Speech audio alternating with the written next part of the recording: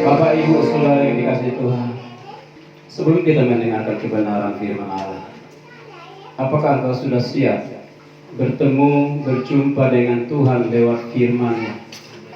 Hidup kita tidak bisa lepas dari firman. Hidup kita tidak bisa berjalan sendiri. Kalau tidak ada firman di dalam hidup kita, kita akan tersesat. Kita ini akan menjadi mangsanya si jahat, si iblis.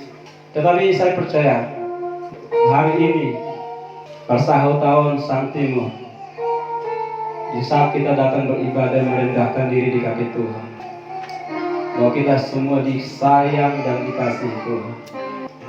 Oleh karena kasih Tuhanlah kita boleh ada di tempat ini. Dan sebentar kita akan mendengarkan kebenaran firman Tuhan.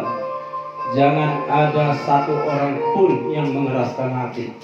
Minta Tuhan supaya beri kelembutan, beri telinga siap mendengar, dan menaruh firman itu di dalam hati, dan berjanji untuk melakukannya. Kita berdoa. Bapa di surga, terima kasih Tuhan Yesus. Kami bersuka cita hari ini, karena kami tahu satu hal, bahwa sumber sukacita hanya dari Tuhan. Dan hari ini sebentar kami akan mendengarkan kebenaran firman-Mu.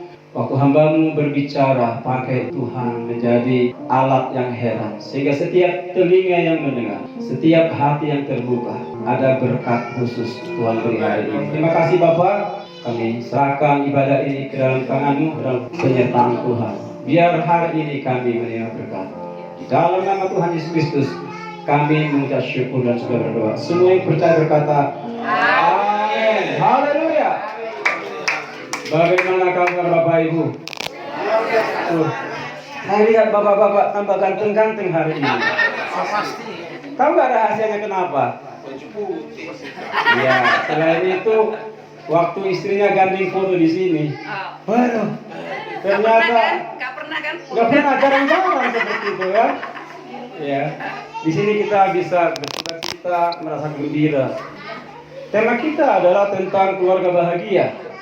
Kenapa banyak orang ingin mencari yang sempurna? Kalau kita dulu masih anak-anak muda, bapak-bapak yang sekarang pasti cari cewek yang paling cantik, amin?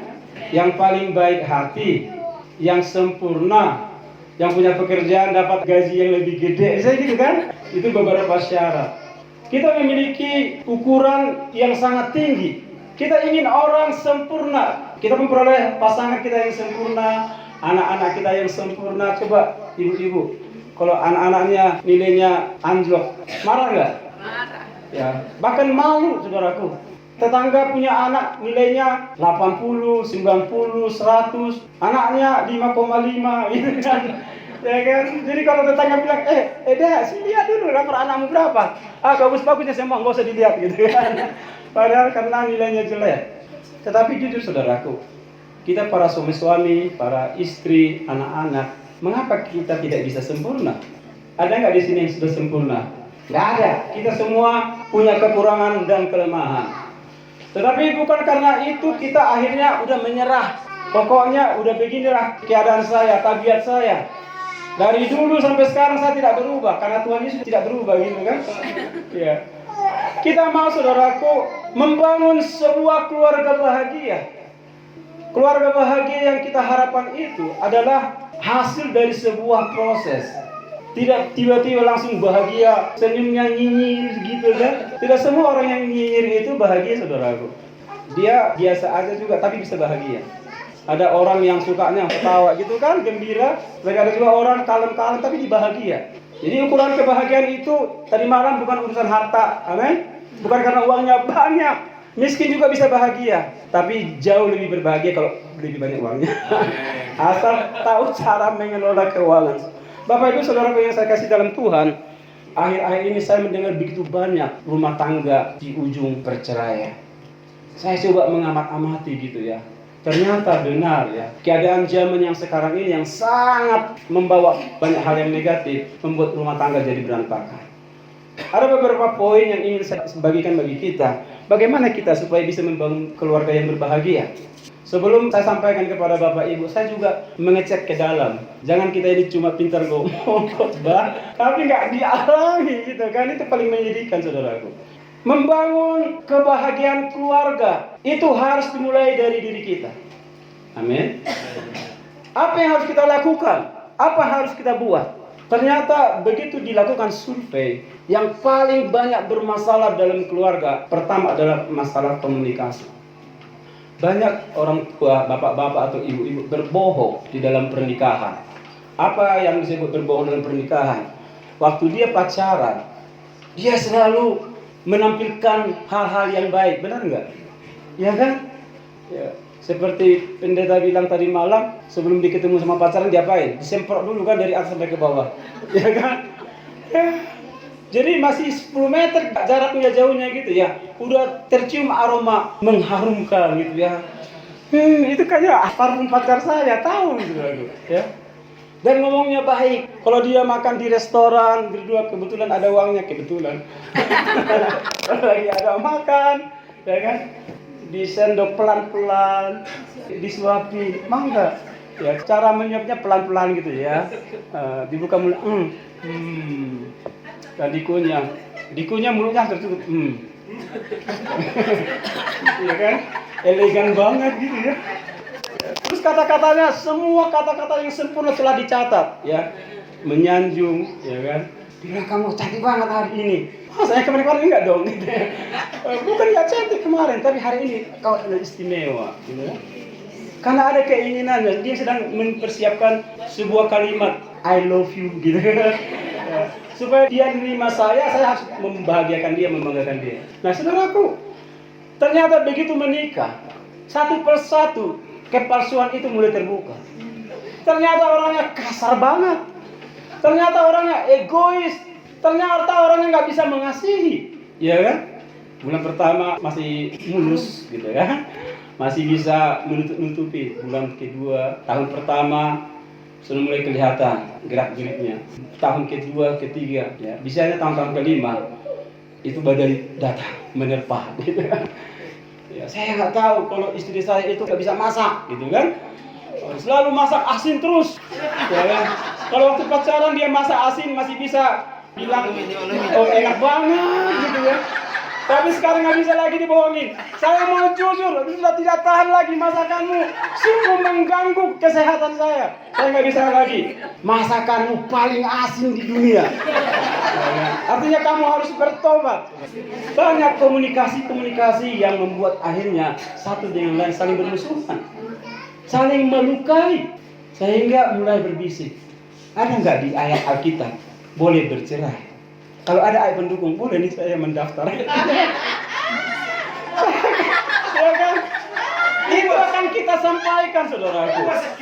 Kalau ada, coba deh baca Alkitab. Ada nggak orang, ada ayat firman Tuhan yang mendukung bercerai itu boleh, kawin berkali-kali boleh. Saya coba cari nggak ketemu, saudaraku. Berarti artinya Tuhan tidak mengendaki kita bercerai. Banyak rumah tangga sedang diambang perceraian dan iblis punya peranan di situ. Nah, kita sebagai anak-anak Tuhan, apa yang harus kita lakukan? Yang pertama, bangun komunikasi. Kalau komunikasi yang lalu sudah berlalu, nggak bisa lagi diperbaiki, memang nggak bisa diperbaiki, udah lewat waktunya. Kita mulai dari sekarang, masih bisa nggak? Masih. Menerima satu dengan yang lain, karena setiap orang masing-masing punya kelebihan dan punya kelemahan. Tidak ada yang sempurna.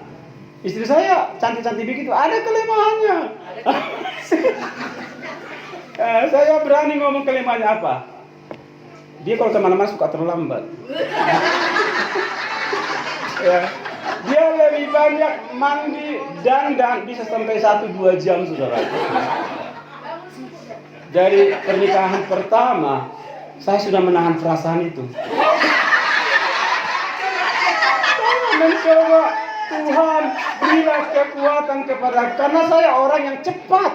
Lampiaskan Ya. Kalau gerakannya cepat, saudaraku. Ya.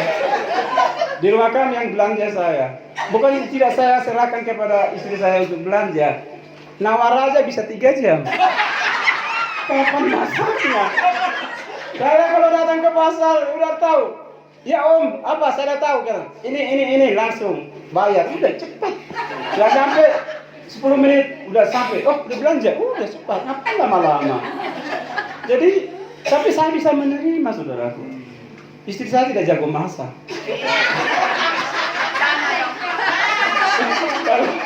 Kalau di rumah mau masak yang enak, terpaksa saya harus turun tangan, turun gunung. Semua ilmu saya harus curahkan. Bagaimana meramu bumbu-bumbu supaya enak. Dan pujian sampai hari ini, anak-anak saya, kalau saya masak tidak ada yang menolak. Masakan bapak, the best. Tapi jangan suruh saya masak untuk pasar tahun ya. Untuk kalangan sendiri Untuk kan? kalangan sendiri aja. Jadi kita harus membangun komunikasi, amin. Gampang ngomongnya, tapi praktiknya susah. Komunikasi dengan keluarga, kita bangun rumah tangga, keluarga harus dengan komunikasi yang baik. Kita tahu, ya kita belajar bagaimana menyampaikan cara yang tepat. Saya juga termasuk orang yang meledak-ledak gitu ya. Puji Tuhan, kok bisa drastis turun gitu ya. Saya kan lembut. Benar nggak sih?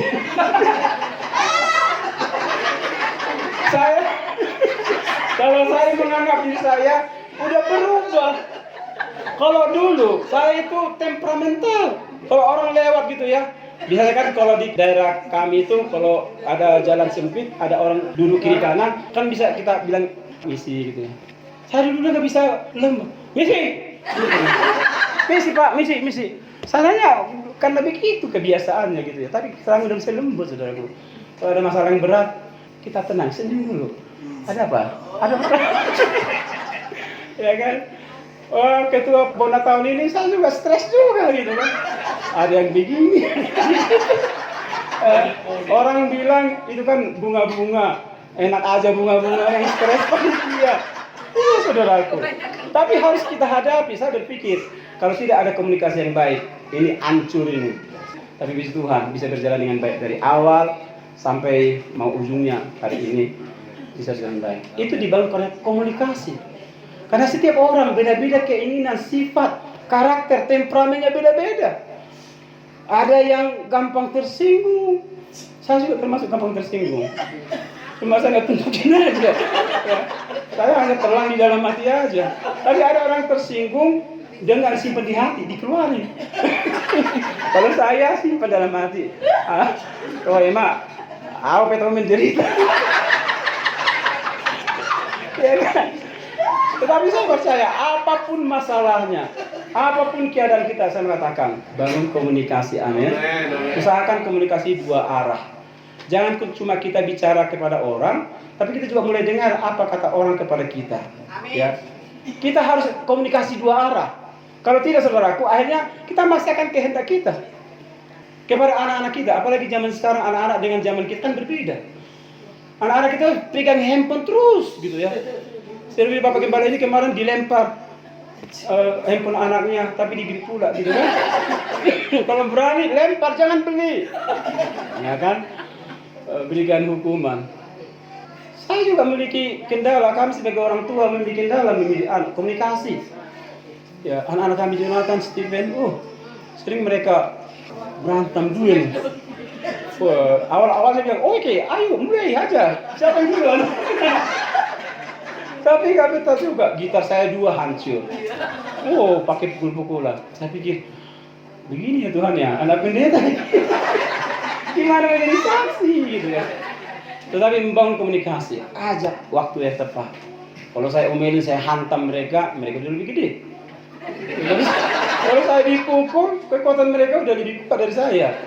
Bapak mak, cemen gitu kan, diginin aja gitu. Ya kan? Tapi saya melihat saudaraku, komunikasi, apa yang harus saya lakukan? Bisa saya panggil mereka satu-satu, saya ajak bicara.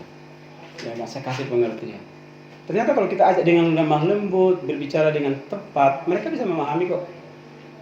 Setiap masalah selesaikan dengan berbicara, tuntaskan. Jangan juga begini saudaraku. Udahlah, udah selesai itu, tapi nggak ada kesepakatan, tidak ada penyelesaian. Kalau ada di antara kita berseteru, berdamai, amin. Hampiri dia, maaf itu udah kemarin tuh keceplosan, tiap hari keceplosan. Tolonglah maafkan saya. Ya kan, kalau aku belum siap memaafkan kamu, ya terserah urusannya dia itu. Urusan kita dengan Tuhan udah beres, sampai. Ya, kalau dia nggak memaafkan itu nggak masalah. Penting bicara, maaf ya. Dalam rangkaian kegiatan sih juga banyak kesalahan kami panitia. Saya nggak datang. Saya sudah wanti-wanti jauh-jauh hari, tapi ternyata bisa juga kebablasan gitu ya. Sudah maksimal, ya. Tapi saya berterima kasih kepada seluruh peserta. Nggak ada yang marahin saya. Kalau dimarahin di belakang nggak kedengaran, nggak apa-apa, nggak masalah. Jadi jangan kedengaran. Dirinya saya. Itu yang pertama, saudara. Komunikasi. Efesus 4 ayat 9 saya sampaikan kepada kita. Janganlah ada perkataan kotor keluar dari mulutmu, tetapi pakailah perkataan yang baik untuk membangun di mana perlu supaya mereka yang mendengar beroleh kasih karunia. Amin. Jangan ada kata kotor, kata hujat, apalagi merendahkan orang lain. Aduh, kita ini anak-anak Tuhan. Amin. Kita tadinya orang-orang kotor, orang bejat, sudah diselamatkan Tuhan. Masa teman-teman kita menyampaikan kata-kata yang tidak benar? Sebagai anak-anak Tuhan, tanggung jawab kita besar. Perhatikan, jangan sampai ada kata-kata kotor. Kapan kata-kata kotor itu muncul? Waktu mulai emosi, benar nggak? Mulai kita merasa ada musuh, ya, bertentangan dengan saya. Kehebatan siapa? Lu apa gue? Gitu kan? Saya juga bisa mengalahkan. Cara mengalahkan musuh paling gampang adalah merendahkannya. Itu sebabnya sebelum keluar kata-kata dari mulut kita, kita pikir dulu yang kuomongin ini kira-kira menyakitkan hati dia nggak? Kadang-kadang kita kok emosi gitu kan sampai ke ubun-ubun, gitu ya. Yang penting saya akan sampaikan isi hati saya, perasaan saya, emosi saya. Dan begitu, saudaraku. Makanya dari awal yang pertama, bangun komunikasi yang baik. Itu yang pertama. Yang kedua, saudaraku, saling mengasihi. Saya ingin baca satu ayat bagi kita, 1 Yohanes pasal 3 ayat 18. Anak-anakku, marilah kita mengasihi bukan dengan perkataan dan dengan lidah, tetapi dengan perbuatan dan dalam kebenaran. Apa yang dimaksud kebenaran? Mengasihi dengan perbuatan tidak cukup? Ternyata tidak cukup, saudara. Mengasihi dengan perbuatan kita bisa lihat banyak orang tua mengasihi anak. Kalau anaknya bilang, "Pak, ada tambahan biaya, ada retreat dari sekolah," dia minta. Ya, bapak bertanggung jawab memenuhi kebutuhan anak-anak. Dikasih nggak? Kalau ada uang. Kalau nggak ada uang dikasih nggak? Ngutang. Minimal ngutang. Itulah tanggung jawab orang tua. Dan kalau itu sudah terpenuhi, kita berkata, aku sudah mengasihi anak saya. Benar? Tetapi belum benar sepenuhnya. Mengasihi orang yang kita kasihi dengan perbuatan tidak cukup, harus ditambah dengan kebenaran. Apa itu kebenaran? Anak-anak kita ini melihat siapa kita orang tuanya, bapaknya, ibunya. Mereka melihat figur, teladan yang akan dicontoh. Kalau bapaknya setiap pagi doa, anak-anaknya kira-kira ngikutin nggak? Banyak orang tua menasihati anak-anak kan, anak, kali itu 2 pagi ya, baca Alkitab biar pintar di sekolah. Orang tuanya nggak pernah 2 pagi. Berarti tidak mengajarkan kebenaran. Amin. Oh, diam semua sih. Saya tahu banyak orang tua nggak bisa 2 pagi. Tapi dalam keluarga kami, 2 pagi adalah kebutuhan. Baca Alkitab adalah kebutuhan kami. 1 pasal minimal. Kami sudah baca Alkitab, mau selesai 5 kali dari Kejadian sampai Wahyu. Capek? Enak, saudaraku. Ngantuk? Tidak. Dulu awal-awalnya ngantuk. Nah, nguap-nguap? Iya. Kalau saudara masih baca Alkitab nguap, coba Bapak Ibu baca Alkitab. Gitu kan, nguap. Berarti saudara belum menikmati ya, persekutuan membaca Alkitab. Amin. Coba tes, saudaraku. Kalau kebaktian masih nguap-nguap, aduh, saudaraku, saya berkata masih jauh itu. Masih sangat jauh. Tinggalan kereta. Masih jauh, saudaraku. Jadi mengasihi harus dimulai dengan perbuatan, amin. Tetapi juga berisi nilai-nilai kebenaran. Harta yang kita mau bagikan kepada anak kita apa sebenarnya? Kalau harta duniawi kan memang nggak ada, ya kan? Saudara punya harta yang banyak nggak buat anak-anakmu? Nggak ada kan? Nggak banyak, walaupun ada sedikit. Tapi kalau ada orang kaya di tempat ini banyak hartanya, boleh bagi-bagikan. Tapi itu juga bukan jaminan bahwa yang ingin kita wariskan kepada anak-anak kita adalah nilai-nilai kebenaran. Amin. Kalau hidup sebagai orang tua, suami, istri, bapak, ibu, setiap hari apa yang kita lakukan itu direkam anak-anak itu di alam sadarnya. Kalau bapak ibu berantem di rumah, ya itu direkam. Temen bulat juga bapak mama saya di rumah gitu kan. Apa nilai-nilai kebenaran yang bisa diambil dari kehidupan rumah tangga yang suka berantem? Akhirnya anak-anak tidak senang di rumah. Coba lihat anak-anakmu kalau suka keluyuran di luar, lebih senang dia di luar daripada di rumah. Kenapa saudara? Karena di rumah tidak nyaman. Karena di rumah ibunya cerewet terus, ya kan? Kalau anak-anakmu nggak betah di rumah, itu coba di cross check. Kalau suami istri suka berantem, kalau enggak, kemungkinan mamanya terlalu cerewet. Ya kan?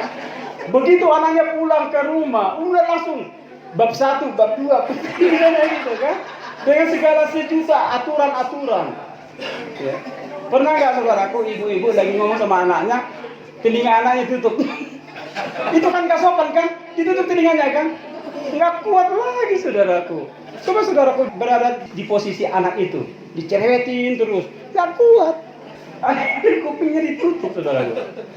Sehingga sebanyak apapun kata-kata yang keluar, walaupun kata-kata hikmat, kata-kata bijak keluar dari mulut kita, satu pun nggak akan melekat di hati anak itu. Kenapa saudaraku? Ya, karena kita tidak memberikan teladan kepada anak-anak itu. Coba lihat anak-anak kita dulu masih kecil-kecil gitu kan, sekarang udah lebih gede, makannya banyak, makannya banyak gede. Jangan kasih lawan itu kan. Ya ampun.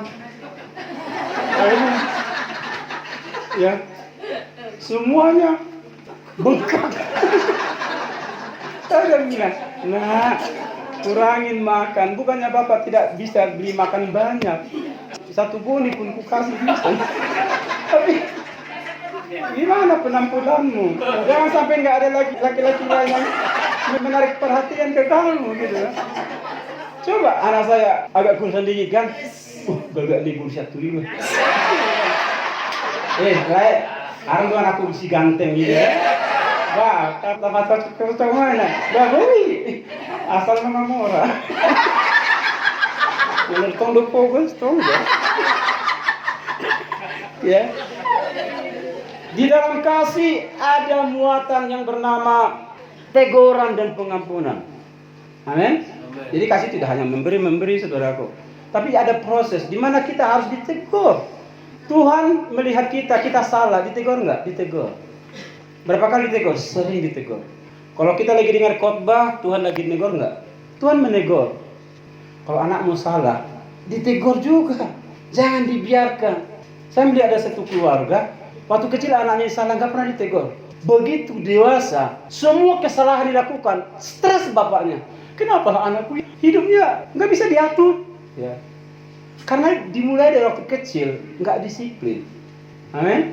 Orang tua yang masih anaknya kecil, mulai sekarang ajarkan disiplin, supaya ketika dia besar nanti gampang diatur.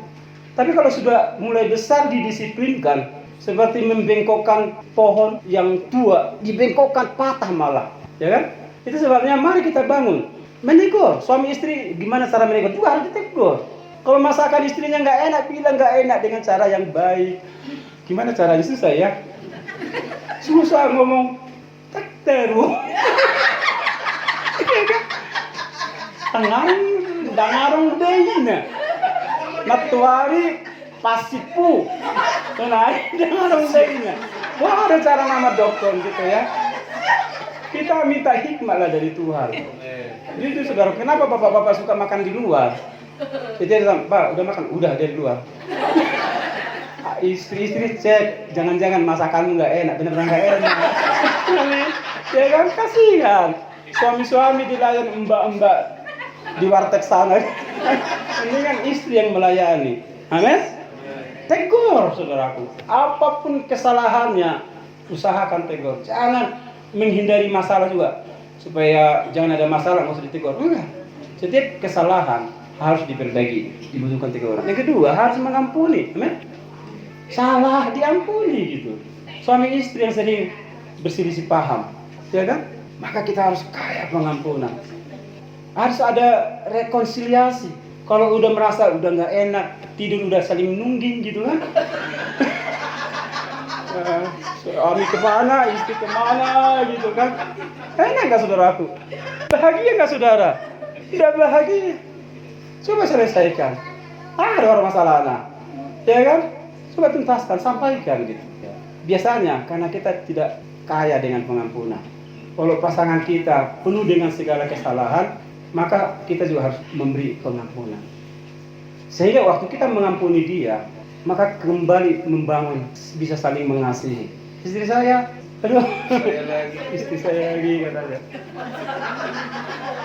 Ini orang ya nggak mudah mengampuni. Benar saudaraku. Kalau saya salah, nggak bisa mengampuni gampang gitu. Saya harus melakukan banyak manuver. Ya. Saya harus mengatur strategi. Ya kan? Ini jadi marahan sama saya. Saya nggak bisa. Kalau saya marah sebentar udah balik. Sementara dia kalau marah, saya salah, memaafkan saya itu paling lama gitu loh prosesnya. Saya harus melakukan banyak trik-trik. Ya, trik satu gagal, gagal lagi trik tiga. Tapi trik tiga biasanya berhasil. Dan kalau dia sudah cair, sudah beda suasananya. Tidur pun nyenyak. Kita tidur. Coba kalau kita musuhan terus gitu kan, nggak tenang saudaraku. Kita juga cari uang jadi nggak lancar. Kepikiran terus. Tapi kalau udah baik, saling memaafkan, mengampuni, beres, komunikasi terbangun saudaraku. Nah di situ tercipta kebahagiaan. Sehingga kita bisa berkata, saya mau buru-buru pulang ke rumah. Saya mau lihat istri saya. Saya udah kangen sama dia. Sambil lihat anak-anak. Itu saudaraku. Kalau ada suami, erang mula kora lain. Bisa nama murung. Kalau mula kamu pasti ada masalah ini. Amin. Berdamailah, amin. Suami-suami yang jangan pulang mulai hari ini bertobat. Pulanglah anakku. Yang ketiga, saudaraku, kalau kita ingin membangun kebahagiaan, harus saling memberi hormat. Ya, 1 Petrus 3 ayat 7 berkata, demikian juga kamu, hai suami-suami, hiduplah bijaksana dengan istrimu sebagai kaum yang lebih lemah. Hormatilah mereka sebagai teman pewaris dari kasih karunia, yaitu kehidupan, supaya duamu jangan terhalang. Bapak-bapak, menghormati istri susah gampang ya? Gampang atau susah? Gampang atau susah? Gampang. Susah gampang. Ya. Menghormati artinya menempatkan dia di posisi yang terhormat. Harusnya kan suami yang terhormat, tapi suami memperlakukan istri istimewa, itu maksudnya menghormati. Setiap omongan istri itu didengar. Dulu pernah berpikir begini, kenapa harus menikah ya? Apa sih sebenarnya menikah itu? Saya pikir cuma hanya kumpul-kumpul gitu aja. Ternyata saya baru mengerti. Ada banyak keputusan saya yang saya ambil itu salah. Dan istri bilang begini, Pak, bukan begitu. Coba dengarin, ini. Saya pikir benar juga ya. Jadi kita ini gasnya, istri itu rem. Kalau kita gas gitu kan, mau lakukan semua hal, tapi istri pegang rem, gitu kan. Tidak semua bisa laki-laki lakukan yang terbaik. Banyak sekali hal keputusan yang harus kita ambil, dan tidak semua kita bisa lakukan. Tapi kalau ada istri, nggak kebablasan saudara. Kalau TV tetangga, kalau nonton bola Piala Dunia kan, ini TV gede gitu kan, nontonnya kayak teater gitu ya. Suami bilang, kita kredit TV yang gede ya. Kalau istri yang bijak, dia akan cek keuangan. Ini berbahaya Pak, tahan dulu seleramu, gitu kan? Jangan beli. Bulan-bulan ini banyak kebutuhan, bayar uang sekolah anak segala macam. Istri ngerem. Tapi coba kalau nggak ada istri, jadi nggak bapak itu beli? Pasti kebablasan. Ya, utang pun jadi, yang penting hobi saya terpenuhi. Jadi sebab saya merasakan, iya ya, saya punya istri ternyata sangat menolong saya. Jadi itu sebabnya apapun yang saya lakukan, saya coba diskusikan. Walaupun nanti yang kita terima hasilnya nggak membanggakan, tapi karena hasil diskusi, makanya 2 jadi 1 saudara. Itu nggak gampang. Coba belajar berdiskusi, amin. Ajak bicara. Apapun masalahnya, masalah pribadi, masalah keluarga, masalah apapun, biasakan bicara, ya. Dan saling memberi kebahagiaan satu dengan yang lain. Ya. Saya pernah katakan saudaraku, istri saya ini suka saya urut, biji gitu ya, kepalanya. Kalau saya biji kepalanya, terus, enak, terus, jangan kenakan juga. Emang saya mesos. Gitu. Maksud saya saudaraku, kita suami-suami coba ciptakan kebahagiaan. Amin. Bawa sesuatu yang dia kita kan suami tahu kesenangan istri kita makanan apakah gitu loh. Saya kalau makan di luar, saya langsung terbayang istri saya. Oh iya, istri saya mau ini gitu kan. Dia suka makan bakso. Oh, saya ajak istri saya ajak bakso. Nih, ayo makan bakso. Berdua, anak-anak tinggalin aja. Karena suami istri itu perlu dibangun komunikasi, kebersamaan. Cinta itu jangan rontok di tengah jalan. Tapi semakin hari semakin tembam mengasihi sampai mencintai, saudaraku. Itu harus dibangun. Karena kalau kita lihat dari sisi fisik, kita semakin tua kan, semakin tambah jelek. Ibu-ibu tambah cantik, tambah jelek. Tambah jelek, saudaraku, dibanding dengan dulu waktu masih muda. Masih muda dulu, masih fresh. Ya kan, kulitnya masih kencang. Matanya masih berbinar. Rambutnya masih hitam.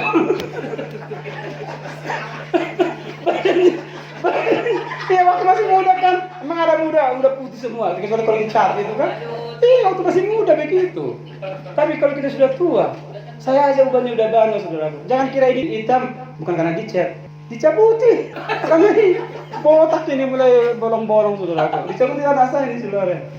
Berapa lama nyabutnya? Lama-lama kan botak semua. Artinya, saudaraku, tambah tua, kita mengalami penurunan. Tetapi saya katakan, kalau kita membangun hubungan yang baik, amin, saling menghormati, saling menghargai satu yang lain. Walaupun kita sudah ubana, pernah lihat di YouTube ya, suami istri saling mengasihi dengan makanan, melalui makanan. Ada seorang kakek-kakek makan, dia makan, istrinya lihat, sampai sudah tua, ya, istrinya ngider. Ya. Nah suaminya tahu, saudaraku, dikasih ini makanan ini ke istrinya ini. Istrinya nggak mau makan, diam dia. Suaminya lihat, oh iya, dibuka gigi palsunya, dikasih, ya gantian namanya itu. Ya, baru bisa makan, berbagi sampai umur sudah tua, sudah ubana, jalan aja udah susah begini, saudaraku. Tapi cinta tidak pernah padam, tetap bergelora. Bagaimana dengan kita sekarang ini, saudara, suami istri? Dingin, ya kan? Aduh, makanan dia bu. Tapi masih itu kan bui dari mata misi namanya. Ayah, aduh, gabas. Ikan asin gitu kan? Cobalah, saudara. Komunikasi yang baik, saya yakin saudara akan lebih bahagia. Dan kalau saudara bahagia, lebih awet muda. Umur boleh 50-60, tapi semangat, penampilan seperti umur 11 tahun. Terlalu muda. Yang terakhir, saudaraku, ya, karena ingin hidup bahagia, yang paling utama, hiduplah di dalam Tuhan. Amin. Hidup di dalam Kristus. Filipi 2 ini berkata, hendaklah kamu dalam hidup bersama menaruh pikiran dan perasaan yang terdapat juga di dalam Kristus Yesus. Perasaan, pikiran kita coba ada di dalam Kristus, maka semua hal yang akan terjadi dalam kita akan menghasilkan yang baik. Amin. Ya, ada dalam Kristus artinya hubunganmu dengan Tuhan jangan sampai terputus. Ibadahmu kepada Tuhan, doamu kepada Tuhan, apapun yang ada dalam hidup kita, kita cross check, periksa, saudaraku, maka semuanya membuat hidup kita akan bahagia. 4 hal ini yang akan membuat kita bahagia. Yang pertama, komunikasi yang baik. Amin. Yang kedua, saling mengasihi. Yang ketiga, saling menghormati. Dan yang keempat, hidup dalam Kristus. Amin.